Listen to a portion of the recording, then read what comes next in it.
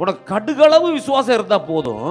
இந்த மலையை பார்த்து, ஒரு பெரிய மலை இருக்கு, அந்த மலை அந்த பக்கத்துல போகணும்னு சொன்னா போயிடும்.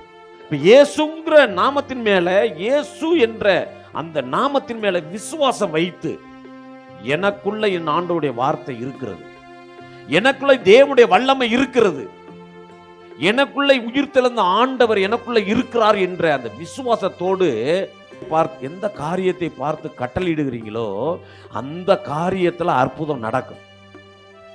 உங்களுக்கு கூடிய பிரச்சனை, உங்களுக்கு கூடிய காரியங்கள், உங்களுக்கு எதிராக இருக்கக்கூடிய தடைகள் எல்லாவற்றையும் பார்த்து நீங்க விசுவாசத்தோடு அறிக்கை செய்து, என்னை விட்டு அப்புறம் போ அப்படின்னு சொன்னா அது போயிடும். ஒரு மலையே போகும் என்று சொன்னால் நம்முடைய வியாதி போகாதா?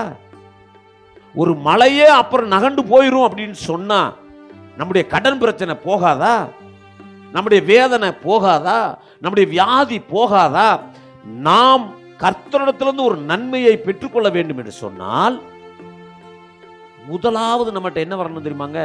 விசுவாசம் வரணும். எல்லளவு கூட சந்தேகம் வரக்கூடாது. அந்த காரியத்துல நடக்கும் அப்படிங்கிறதுல சந்தேகமே வரக்கூடாது.